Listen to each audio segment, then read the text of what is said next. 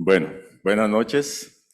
Es para mí un honor estar en estas jornadas de Derecho Notarial, 30 años ya de mucho conocimiento. Eh, es un honor para mí estar con usted, que está ahí desde su casa conectado con nosotros. Pues jornadas especiales por la forma en la que nos estamos reuniendo, pero al fin de cuentas, de manera responsable estamos capacitándonos todo el tiempo. Me correspondió el tema de la Guía de Calificación 2021 y titularla más o menos como algunos aspectos prácticos en la tramitación de documentos. Siempre me gusta empezar en oportunidades como esta, indicando que cuando nosotros estamos hablando de derecho notarial y registral, estamos hablando de conformar un equipo. ¿A qué me refiero con eso? Cuando nosotros hablamos del notario, cuando hablamos del registro, nosotros no estamos hablando de una relación divorciada, sino que estamos hablando de una relación en conjunto, porque nosotros tenemos que mirar un poquito más amplio, y es el hecho de que nosotros, ambos, notario y registro, no debemos absolutamente al usuario, que es el que está procurando de nosotros el mejor servicio. Entonces, esta guía de calificación, este momento, tiene que servir para que nosotros nos complementemos, para que nosotros aseguremos un adecuado resultado para el usuario al cual nos estamos debiendo. La nueva guía de calificación para el registro inmobiliario definitivamente lo que viene es a unificar criterios de registración, tiene que facilitar los trámites al usuario, es una herramienta mediante la cual se procura coordinar funciones de una manera más adecuada a nivel interno y mejora los sistemas y técnicas de inscripción, pues al tener una herramienta como la que vamos a presentar, y sé que usted ya la ha ido leyendo, tenemos una mejora en la sistematización, tenemos una mejora en el criterio y una uniformidad, que es lo que siempre se ha pretendido para efectos de calificación.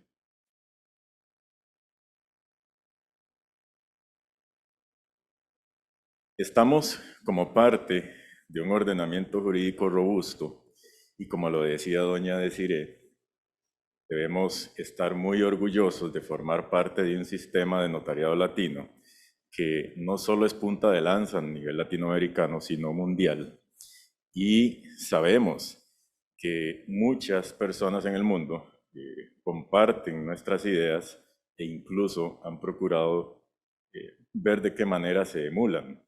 Entonces, definitivamente, nuestro sistema jurídico es robusto y a nivel notarial y registral debemos seguir procurando día con día robustecer aún más este sistema. Cuando hablamos de registro inmobiliario, estamos hablando de un registro sumamente amplio. Quiere decir que estamos frente al registro que admite una gran gama de posibilidades en cuanto a la registración. Es un gran número de actos jurídicos o contratos los que son presentados mediante instrumentos públicos, claro, a la corriente registral. Entonces, las posibilidades son muchas. Eso quiere decir que el notario, al ser ese profesional que está obligado a dar resultados, debe ser un profesional, una profesional altamente calificados. Siempre he dicho que como abogados nosotros hemos tenido la gran posibilidad de escoger muchas veces el área de práctica que mejor nos convenga. Sin embargo, para efectos de los notarios, está claro que debemos saber de todo. Debemos saber de todo si queremos asumir esta tarea con responsabilidad. Debemos estudiar siempre, todos los días, para poder dar la mejor respuesta al usuario. Decía que nosotros formamos un equipo, un gran equipo, notario registro, Y esto se plasma en un concepto que doctrinalmente se le ha llamado la doble calificación. Cuando hablamos de doble calificación, estamos en presencia de la fe pública notarial y de la fe pública registral. Ambos dando círculos alrededor de un concepto fundamental que ya mencioné, que sería la seguridad jurídica. De manera tal que, en un primer momento, es el notario el que asesora y moldea la voluntad de las partes y el que tiene la facultad o la labor trascendental de elaborar un documento que sea lo suficientemente claro, atinado en los conceptos jurídicos, para que ese instrumento público, una vez que ingresa a la corriente registral, tenga el mejor resultado. Es decir, que, de acuerdo a los cuidados postescriturarios, la registración para un notario es el objetivo a alcanzar y ese objetivo debería alcanzarse de manera inequívoca. Es decir, el 100% de las ocasiones, cuando un notario presenta un instrumento público a la corriente registral, el objetivo sería que se inscriba de una sola vez y que no presente defectos. La circular DRI 39 del 2020 es la circular que viene a presentarnos lo que hoy conocemos como la nueva guía de calificación del registro inmobiliario. ¿Por qué?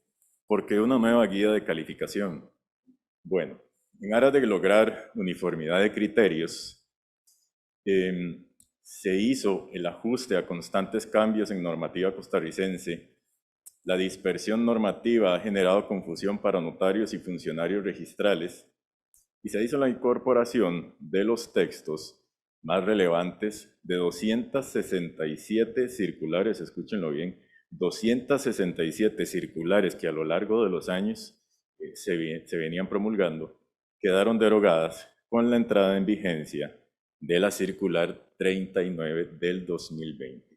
Sin duda alguna, la guía de calificación del registro inmobiliario no pretende venir a chocar, sino pretende más bien ser una herramienta, como lo dice la diapositiva, para lograr una uniformidad de criterios para que deje de generar confusión a notarios y registradores y para que en una sola herramienta exista la información necesaria para que los notarios y los registradores se guíen en los distintos actos o negocios jurídicos que ingresan a la corriente registral. Voy a comentar rápidamente, para luego entrar en una serie de aspectos prácticos, cuáles son los principales cambios. Cambios hay muchos, cambios hay bastantes, voy a citar solo algunos de ellos. Se hace la incorporación de tablas para el cobro de tributos conforme cada acto jurídico.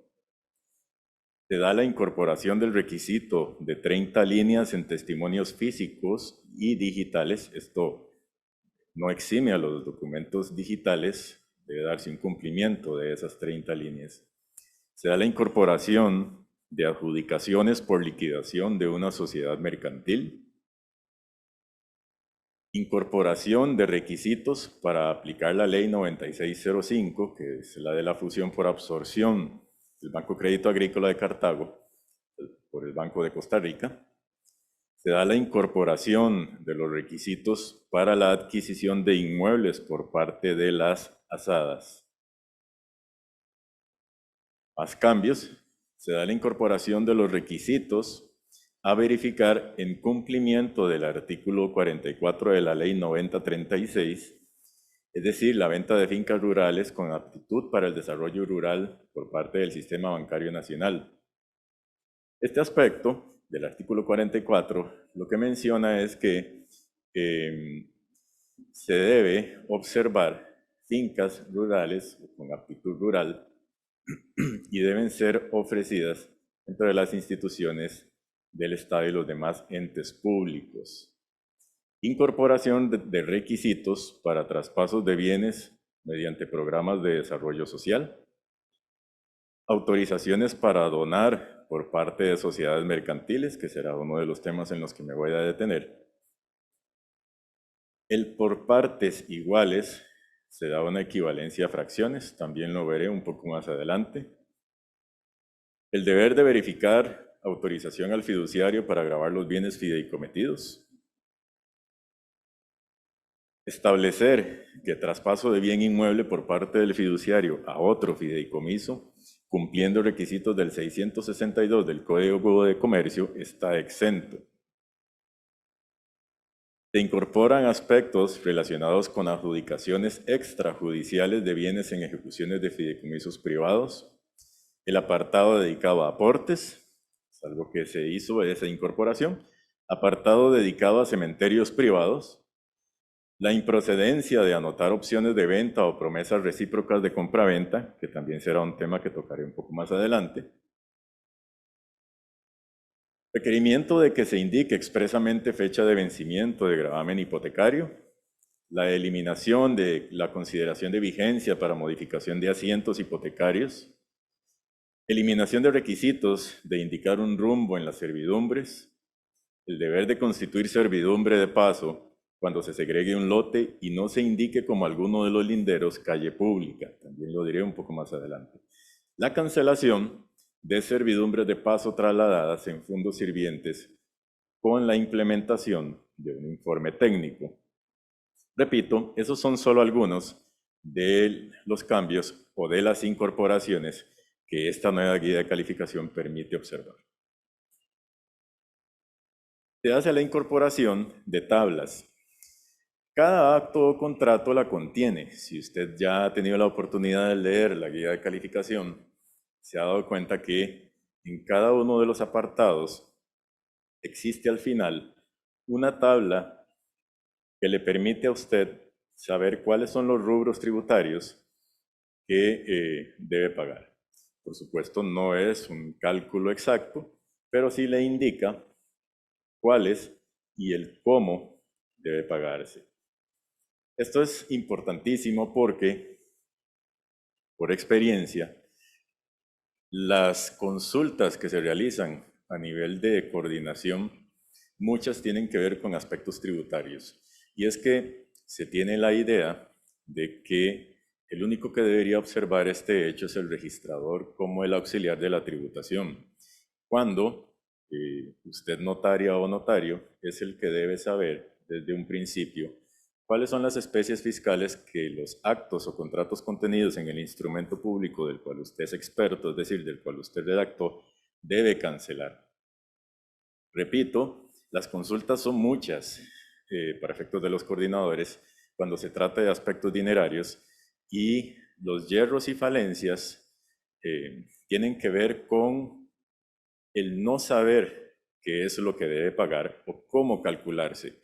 La guía de calificación, como seguiré repitiendo, es una herramienta facilitadora para usted, el notario o la notaria, y nosotros desde el ámbito registral, para poder conocer cuáles son los rubros tributarios, de manera tal que esto viene a ayudar todavía más al quehacer notarial y registral.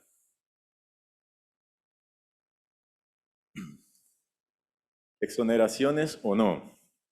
La guía identifica la no exención de actos accesorios a un principal.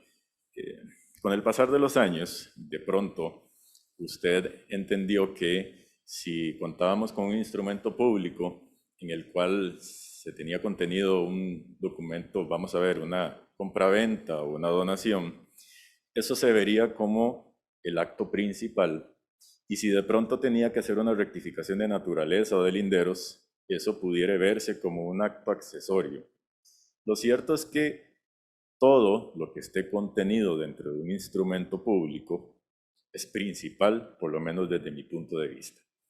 No hay normativa que a nosotros nos estuviera indicando u ordenando ver este tipo de rectificaciones, como en el ejemplo que les di, como un acto accesorio y por lo tanto no cobrarlo. Es decir, aplicar una exención por considerar ese acto accesorio. Eso quiere decir que hoy por hoy, si usted está en la necesidad de firmar con las partes un contrato de compra-venta y se percata que la naturaleza actual del asiento registral ya no debería ser terreno para construir, sino hoy por hoy terreno para construir como una casa, eso le va a implicar a usted hacer una rectificación de naturaleza, en cuyo caso será necesario estimarlo y pagar lo correspondiente por esta rectificación, que implica el pago de derechos de registro en el mínimo, es decir, los 2.000 colones. Entonces, otra de las consultas que se da mucho es en relación a este tipo de, entre comillas, actos accesorios que ya usted sabe entonces deberá no solo estimar, sino también pagar por ellos. Hay otras situaciones cuando nosotros nos movemos al contenido del artículo 2, inciso E de la Ley de Aranceles del Registro Público. Este inciso E de esta norma dicha tiene la posibilidad de que solo se paguen 2.000 colones cuando implica aspectos o cuando se está rectificando datos que ambos pagan 2.000 colones. Paso a explicarme. Si lo que está haciendo es un otorgamiento de rectificación de naturaleza y rectificación de linderos, por ejemplo, estos dos implican un pago de 2.000 colones como mínimo. Este tipo de casos en particular sí se ajustan al artículo 2, inciso E de la Ley de Aranceles y pagará un único rubro, un único canon de 2.000 colones de derechos de registro. La guía de calificación, como herramienta, como instrumento, ha venido también a implementar información trascendental para nosotros y es el tema de las exenciones. Si usted lee la guía de calificación, se va a enterar que existe una serie de tablas en el contenido que atienden a exoneraciones que usted podrá ver identificadas por acto o por institución. Entonces les pongo ahí el ejemplo en la diapositiva. Cuando hablamos por acto o por contrato, vemos en el ejemplo que dice por tipo de contrato, bono de vivienda, la norma base o fundamental de la exención, artículo 151 de la ley 7052. ¿Y cuál es el margen de aplicación? Bueno, se dice que hay una exoneración total, de manera total, en los documentos donde se formalicen las operaciones de las soluciones individuales de vivienda declaradas de interés social. Ahora bien, podríamos ver la exoneración por el tipo de institución también. El sujeto sería el Estado en el ejemplo, la norma, artículo 20 de la ley 6575, y la aplicación de esta norma sería la exoneración total de todo tipo de tributos. Es importante, dentro del quehacer notarial, que con base en el principio de literalidad, la exención se alegue. Es decir, no podemos dejar a la interpretación de aquel que lee el documento que es exento o no por el tipo de acto o por la institución de que se trate. Demostrará conocimiento y dedicación al instrumento público, el notario o la notaria, que haga ese aditamento o que alegue la exención. Otra de las cosas de las que habla la guía de calificación y que por experiencia ha generado una gran cantidad de consultas en el pasado es el defecto de indicar la proporción en que adquieren. Culturalmente o por costumbre, por muchos años, y más hablando del notario de mayor experiencia o mayor edad, se daba el hecho de que si estábamos frente a un contrato de compraventa, mediante el cual Alejandro tenía que vender a dos personas distintas en partes iguales, se expresaba justamente así. Y entonces Alejandro vendía la finca a Juan y a Pedro en partes iguales, y eso era suficiente en algún momento histórico. Luego se pasa a la necesidad de determinar cuánto o en qué proporción iban a adquirir Juan y Pedro, para lo cual se estaba colocando un defecto que se tenía que indicar el tipo y la proporción, es decir, la especie y proporción en la que estaban adquiriendo, siendo como un ejemplo, Juan adquiriendo un 50 y Pedro también un 50% de la finca o un medio. En la actualidad, ese defecto ya no procedería. Entonces, por favor, tome nota usted que el hecho de poder decir o indicar que adquieren en una proporción igual o en iguales proporciones no debería generarle un defecto a usted. Cuando no se indique la proporción en la que se está adquiriendo, sin embargo se indica que es en proporciones iguales, entonces el registro inmobiliario entenderá y aplicará que se está adquiriendo en partes iguales en fracciones.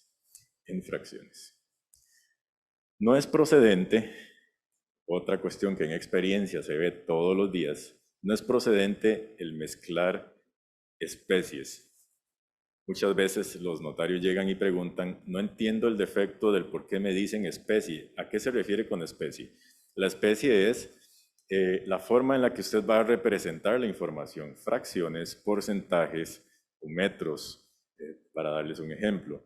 Si usted tiene un asiento registral donde está donando la submatrícula 001 a dos personas distintas y por partes iguales, y usted tiene un medio en ese derecho 001, usted no puede venir y donarle en partes iguales un 25 y un 25%, porque eso sería confundir y mezclar especies. De manera tal que si el asiento registral que usted viene trabajando está identificado en fracciones, esa será la misma forma en la que usted deba seguir representando las partes alícuotas o partes en copropiedad.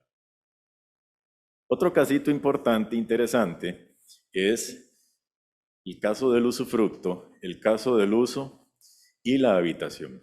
Y en esto probablemente hay un problema, no diría yo de conocimiento, pero tal vez hay una confusión a la hora de redactar. Y es que si estamos en presencia de documentos mediante el cual se esté haciendo la donación o reserva de usufructo, se ha notado mucho en la redacción de los instrumentos públicos que los notarios digan y se reserva el usufructo, uso y habitación. Es importante, conforme nosotros vamos avanzando en el estudio, y estas jornadas son precisamente para poder avanzar en conocimiento, que dejemos costumbres en la redacción, que si bien es cierto, son costumbres, son malas costumbres que tenemos que votar por ahí.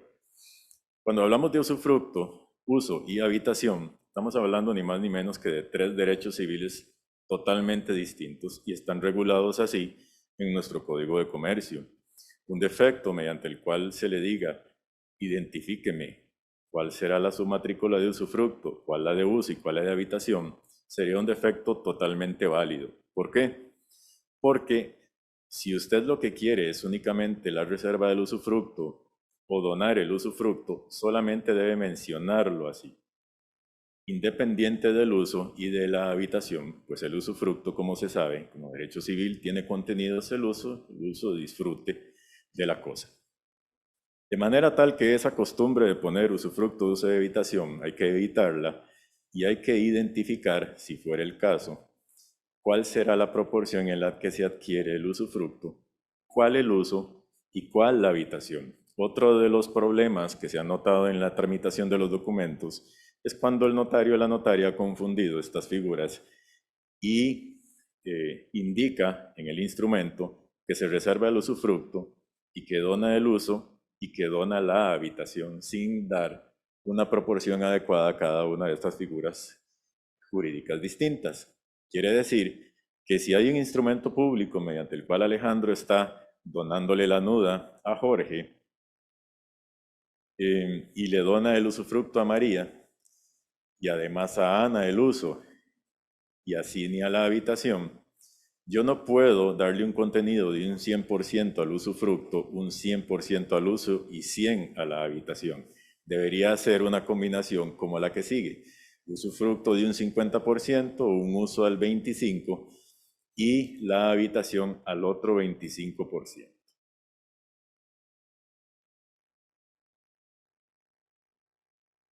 Otro de los aspectos importantes dentro de este cuerpo, dentro de este texto, es que las opciones de compraventa y las reservas de prioridad son una realidad, bueno, pero las opciones de compraventa no van a ser permitidas en la corriente registral.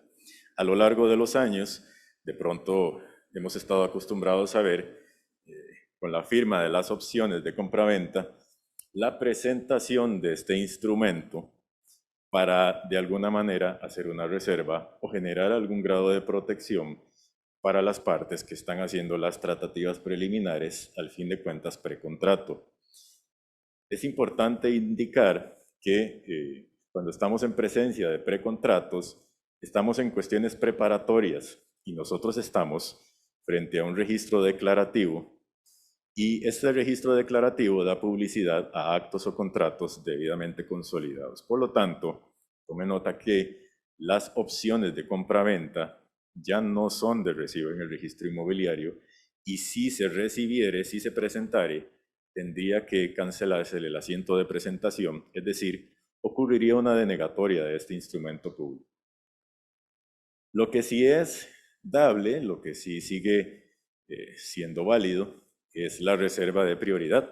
La reserva de prioridad lo puede hacer tanto para efectos contractuales entre sujetos de derecho privado o lo que es más común observar en la utilización del sistema financiero, es decir, un banco que solicita la reserva de prioridad mientras se hacen todos los temas administrativos para la aprobación de créditos.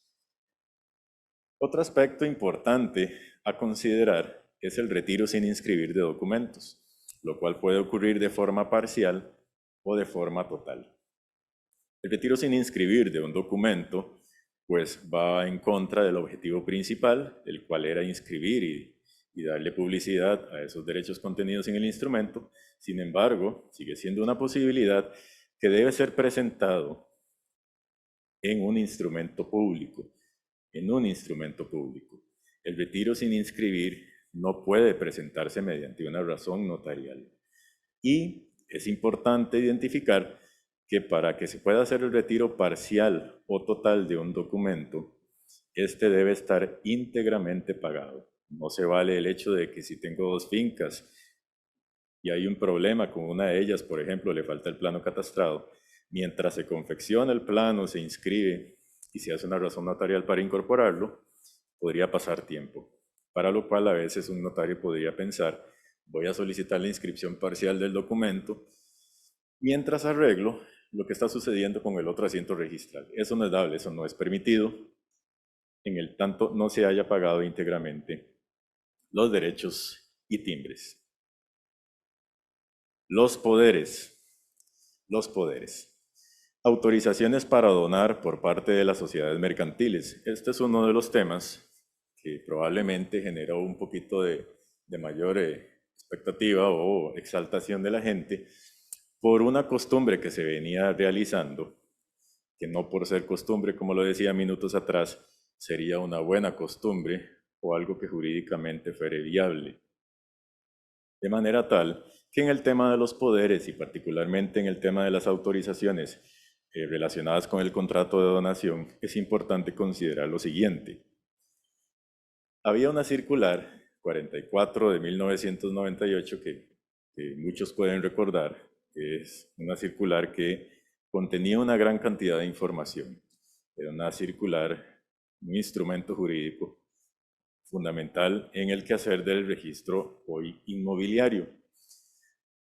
A través de un acuerdo tomado en Asamblea General Extraordinaria de Socios, es importante que cuando estamos hablando de poderes para donar y estamos hablando de sociedades mercantiles, llámese anónimas o de responsabilidad limitada, sabemos que en el tema de la representación, el representante sería aquel que ha sido nombrado e inscrito como apoderado, que podría ser general o generalísimo, depende del caso, y este sería el llamado a tener esa adecuada representación.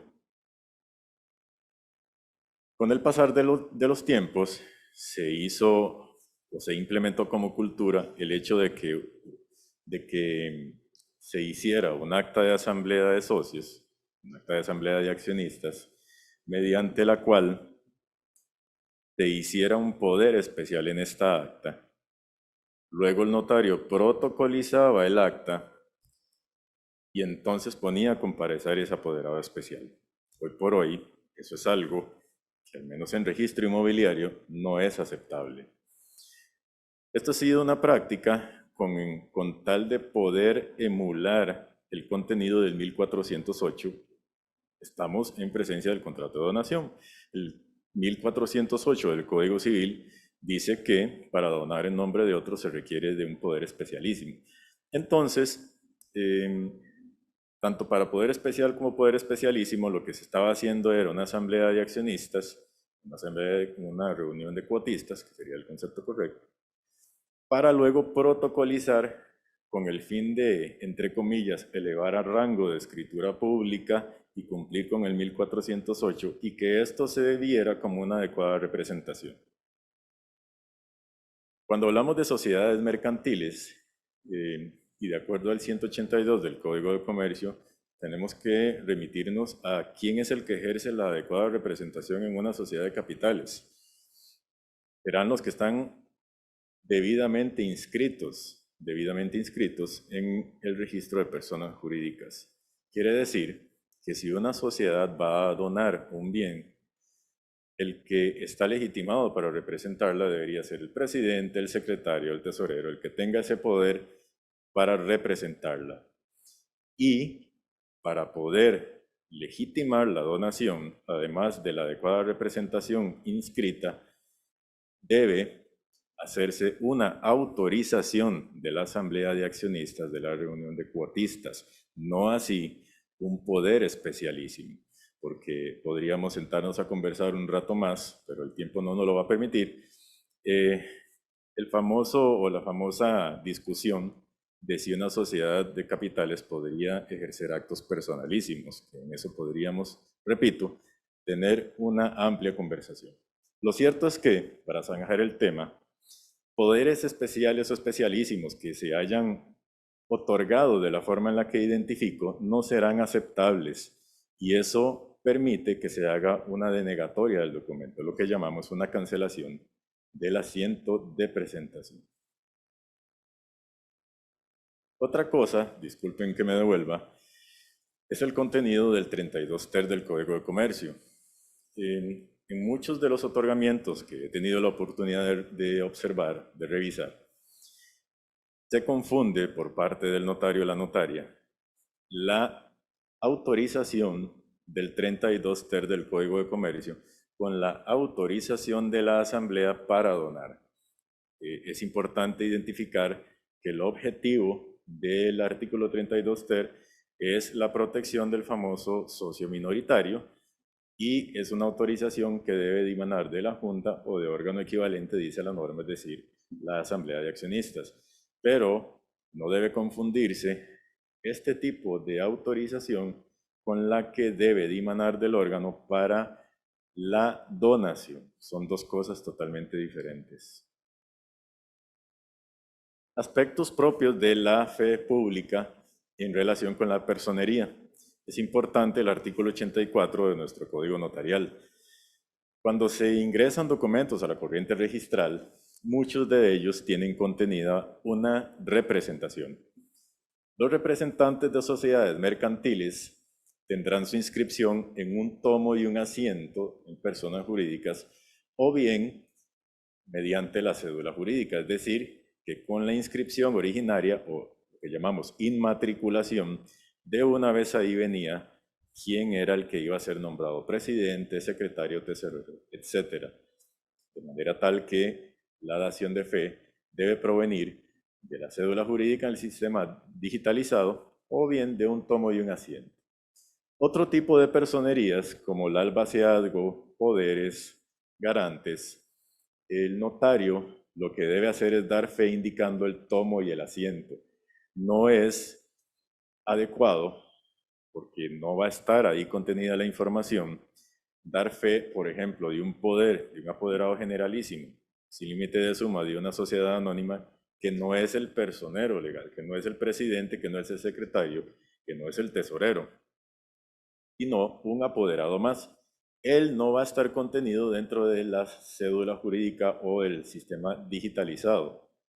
esta dación de fe debe provenir de un tomo y un asiento. Y entonces a menudo ingresará un documento mediante el cual el notario o notaria esté dando fe de la inscripción de la sociedad con vista en la cédula jurídica, pero si este, repito, representante no es uno de los personeros nombrados, deberá también dar fe ahora de la personería con base en un tomo y un asiento. Por favor, tomar nota de eso. Personerías relacionadas con organizaciones inscritas en DINADECO y organizaciones sociales se dará fe con vista en el registro respectivo. Cuando hablamos de organizaciones que están inscritas en DINADECO, cuando hablamos de organizaciones sociales, como un sindicato o como una cooperativa, es evidente que no vamos a poder mencionar un tomo y un asiento, porque estos registros especiales tienen la técnica de inscripción en expedientes, de manera tal que la dación de fe notarial o la constancia notarial debe ser con vista en el registro respectivo, el expediente particularmente. Los representantes de entidades de derecho público, lo que se debe hacer es una constancia, una dación de fe con vista de acuerdo o de aviso de nombramiento en la Gaceta. Cuando hablamos de representación de menores, se debe dar fe con vista de las citas de inscripción del nacimiento. Hablando de apoderados especiales, es decir, escritura pública de acuerdo a 1256, se debe indicar número de escritura, hora y fecha de otorgamiento, tomo, folio y el notario ante quien se otorgó. ¿De acuerdo? Entonces, como no hay una verificación registral de los poderes especiales, es necesario que esta indicación sea adecuada, sea completa y es de acuerdo a lo que dice la diapositiva. Esa es la información que debe contener la referencia del poder especial. Cuando hablamos de poderes en el extranjero, estamos hablando de poderes que pueden provenir de funcionarios diplomáticos. Entonces es aquel sujeto que viviendo fuera de nuestras fronteras se fue al consulado y gracias a el cónsul en ese país tiene su tomo de protocolo, él podrá expedir el poder especial, de manera que se haría una constancia, una dación de fe notarial, al igual que en la línea anterior, es decir, número de escritura, hora y fecha, otorgamiento, etc. Cuando hablamos de poderes en el extranjero, fuera del aspecto diplomático, es decir, estamos hablando de poderes especiales otorgados ante otros notarios fuera de nuestras fronteras, debemos remitirnos a la Convención Interamericana sobre el régimen legal de poderes para ser utilizados en el extranjero. Este nombrecito largo es una convención que han suscrito varios países y es importante revisar que es aceptable un poder especial siempre y cuando provenga de un notario público extranjero y debe estar asentado en escritura pública de acuerdo a las técnicas que utilice ese país de origen. Otro de los cambios o aspectos que podríamos destacar en la guía de calificación es el tema de las hipotecas. Esto es de una gran circulación a nivel registral diariamente. En el tema de las hipotecas es importante destacar que se elimina la exigencia de que el crédito esté vigente para poder modificarlo. En el pasado, si el crédito hipotecario estaba ya vencido, de pronto se le cancelaba el asiento de presentación porque ya no era posible modificar un asiento hipotecario que no estuviera vigente. Definitivamente esto no tiene un fundamento, por lo cual hoy por hoy es una realidad el poder modificar un asiento hipotecario que no esté vigente. Se hace una indicación y es el deber de indicar la fecha de vencimiento. Esto tiene un fundamento en el 465, en el inciso 2 del Código Civil, de manera tal que si un documento no contiene la fecha de finalización, le van a poner un defecto para que se cumpla con ella. Es importante, en relación con esto que acabo de decir, que se elimina como parte del marco de calificación el hecho de verificar que concuerde monto, periodicidad y número de cuotas contra la indicación que se haga de esta fecha de vencimiento, lo cual relaja de alguna manera y también es un tema que en el pasado se venía calificando como defectuoso y que presentaba un sinnúmero de contratiempos y dolores de cabeza porque no se daba un atino a la hora de expresar la información, de manera tal que anotar ahí que no se está dando esa verificación de correspondencia entre esos datos que acabo de mencionar. Es importante que tome nota que se hace una revisión de ganancialidad hacia los acreedores en modificaciones de crédito o cancelaciones, etc. Es decir, hoy por hoy, si ingresara a una cancelación hipotecaria, hoy por hoy, si ingresara a una modificación de un crédito, por ejemplo, para sustituir garantía, para hacer una innovación, etc., se va a revisar la ganancialidad hacia los acreedores.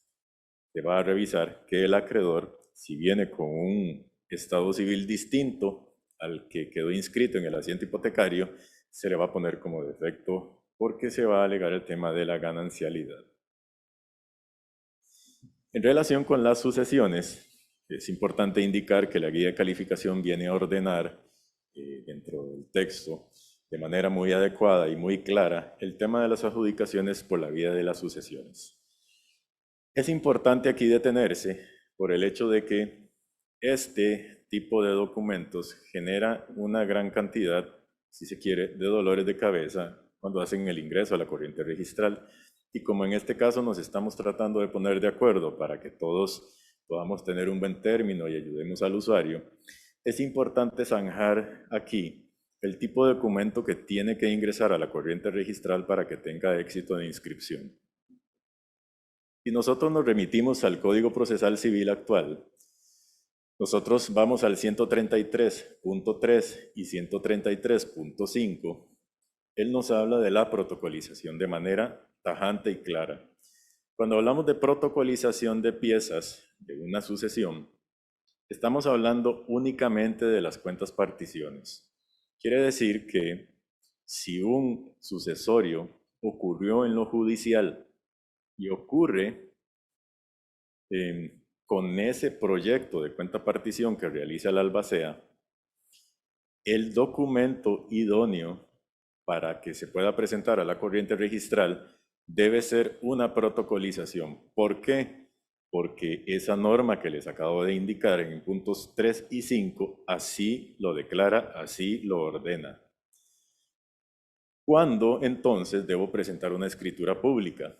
Sabemos que hoy por hoy es una posibilidad iniciar de manera judicial un proceso sucesorio y que en el transcurrir del proceso se vea que no hay contención y no hay problema y las partes quieren tomar sus acuerdos fuera de la jurisdicción y por lo tanto se van donde un notario público y este notario público lo que debe hacer es confeccionar una escritura pública. Es decir, estos acuerdos deben ser amparados bajo el concepto de la comparecencia.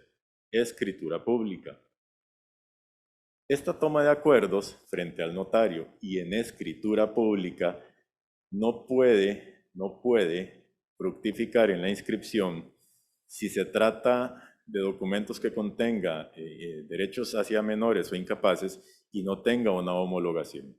Documento que se haya redactado frente a notario público como una toma de acuerdos que implique la adjudicación de bienes hacia incapaces o menores debe ser homologado por el juez correspondiente y el notario hacer una constancia, una dación de fe notarial de que hay una resolución judicial que ha homologado los acuerdos tomados frente a él como notario.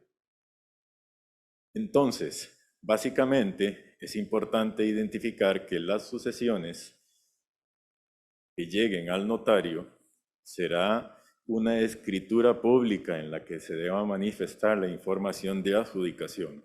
No procede la protocolización de piezas cuando estamos hablando del ambiente notarial. Es importante también indicar de manera tajante que no corresponde hacer híbridos o narraciones de hechos. Esto implica una mala técnica notarial porque a menudo es constante la presentación de documentos donde un notario inicia en su encabezado con un yo, lo cual atiende a una protocolización y acto seguido lo que pone es a comparecer a una persona para que se indiquen todas las incidencias del proceso sucesorio notarial y así se indique que se adjudica. Repito, esa es una mala técnica notarial y eso no puede seguir sucediendo. Todas las escrituras públicas, de manera muy sencilla, deben iniciarse con un ante mí y aceptan y admiten comparecencia, no protocolización de piezas. Dicho de otra forma, para que quede todavía más claro y que estos documentos hoy por hoy, a partir del día de mañana, puedan ingresar de una manera más ordenada, las protocolizaciones lo serán de cuentas particiones. Las escrituras públicas serán de los acuerdos de adjudicación que provengan de la posibilidad de haberse extraído del proceso judicial o de aquellas sucesiones que hayan iniciado y terminado en la vía notarial. Es en realidad sencillo y lo que sí llamamos a cuentas es que no exista una mala técnica notarial al iniciar una comparecencia con un yo, porque eso atiende a protocolizaciones. Entonces, por favor, tomar nota de ese aspecto. El que haya una narración de hechos, lo que provoca es una cancelación de asiento de presentación y atendiendo al hecho de que si existe una mala técnica notarial, recuerden que nosotros también fundamentamos el quehacer registral en el principio de prioridad. Si usted tiene una mala técnica notarial y hace un documento de protocolización cuando era una escritura pública, lo que va a generar es una cancelación de asiento en detrimento de lo que pudiera pasar en el futuro con el ingreso de medidas cautelares o incluso un documento posterior. Entonces, por favor, repito, tomar nota. Hay tres casitos muy puntuales. El primero dice que todos comparecen a adjudicar uno solo. Eso no ocupa una sesión. Si se le da a un tercero no involucrado, se indica la causa traslativa. Cuando se hace una comparecencia y se indica a aquellos que fueron declarados herederos, pero estos herederos no se quieren adjudicar los bienes, sino que traen a un tercero ajeno al proceso sucesorio, esto es absolutamente posible siempre y cuando en el documento notarial se indique que ellos como declarados herederos lo que vienen a hacer es a vender o a vender particularmente el o los inmuebles o en fin todos los bienes que sean objeto del proceso. Dicho de otra forma, la toma de acuerdos en una comparecencia, en una escritura pública que pretende darle los bienes a un tercero, lo único que hay que observar ahí, y hay que tener ese cuidado, señora y señor notario, es que no se indique que haya adjudicación.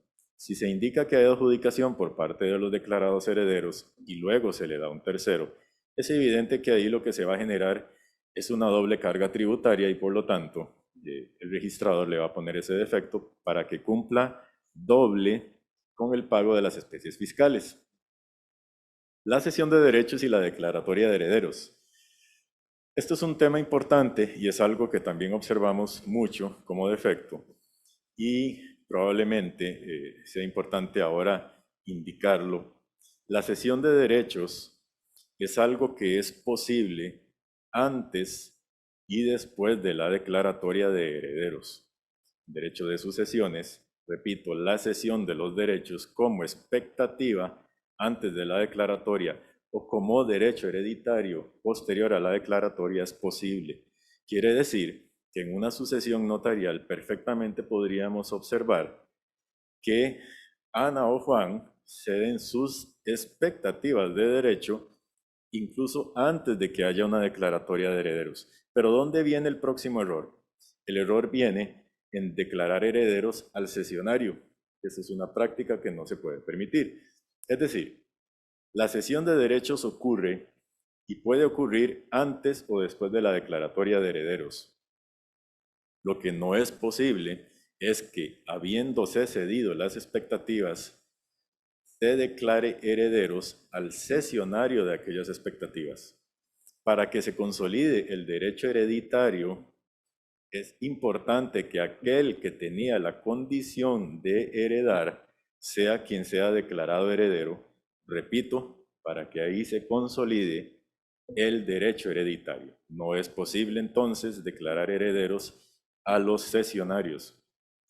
Y por último acá en estos ejemplos, la comprobación del estado civil del causante es importante que lo identifique ahí, porque Si estamos en presencia de, por ejemplo, una finca que fue adquirida por medio de un matrimonio casado una vez por compra, es importante que se observe si hay o no algo pendiente en cuanto a la ganancialidad que no haya sido adjudicado. Es decir, el típico ejemplo del cónyuge supérstite, que es el titular registral que adquirió la finca casada una vez por compra y que se viene disponiendo y no hay alusión a ningún sucesorio del cónyuge fallecido.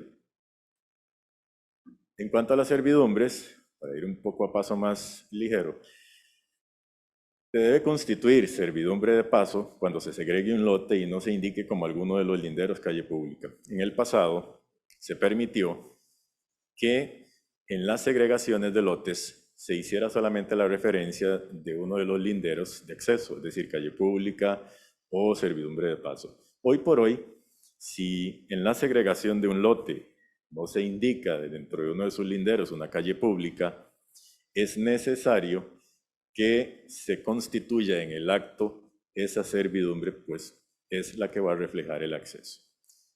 Se elimina el requisito del plano catastrado para el fondo sirviente, basta con la existencia de un plano catastrado para el fondo dominante. En el ejemplo anterior, si estamos en presencia de una segregación de la finca madre que no tiene un plano, esto nunca impidió la segregación efectiva. Lo que hoy se tiene por visión es que la servidumbre está contenida o está identificada plenamente en el plano para la segregación y basta con esto. Quiere decir, repito, que no se exigirá el plano catastrado en el ejemplo anterior de una finca madre sin plano, constituyéndole servidumbre en contra para darle acceso a ese lote que están haciendo. Las servidumbres de paso trasladadas, y ahí puse de paso en rojo, inscritas en un fondo como sirviente y por arrastre se pueden cancelar.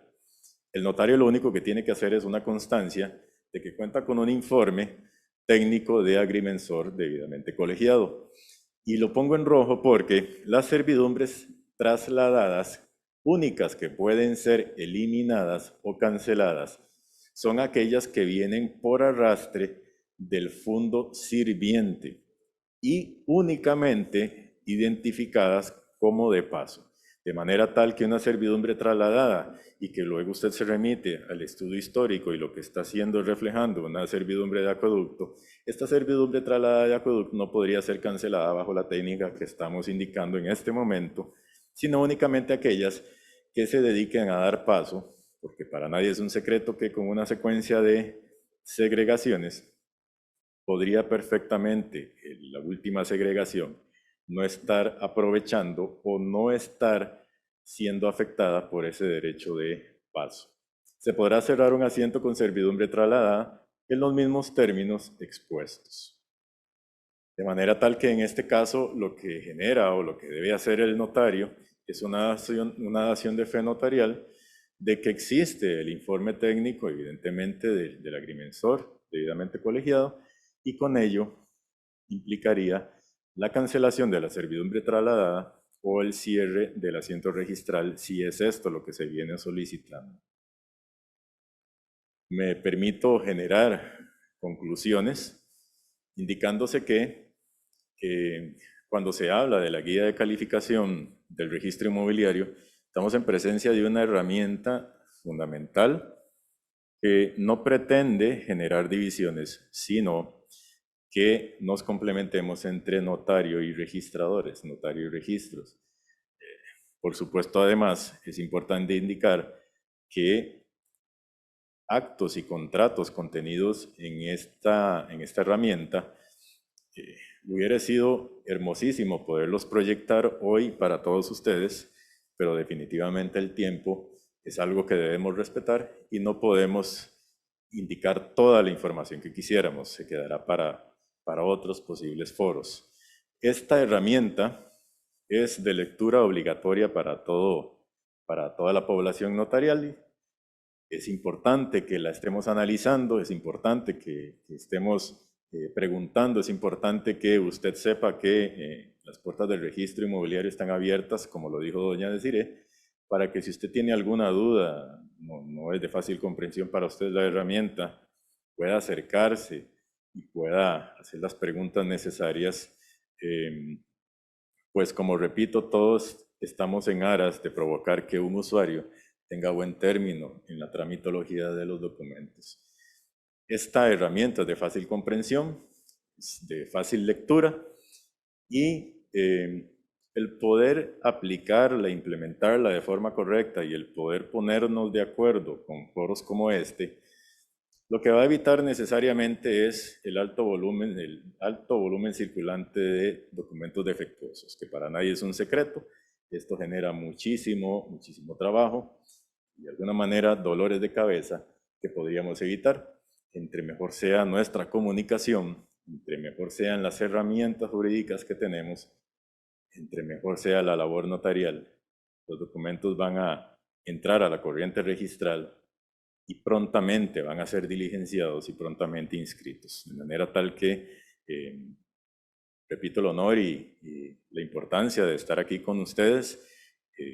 Definitivamente estamos en presencia de un registro muy importante, una herramienta fundamental que espero que usted como notario o notaria pueda implementar rápidamente y le pueda agarrar el gusto. De mi parte sería todo por hoy, esta noche. Gracias por la paciencia, gracias por la oportunidad y esperemos poder vernos o escucharnos pronto en próximos foros.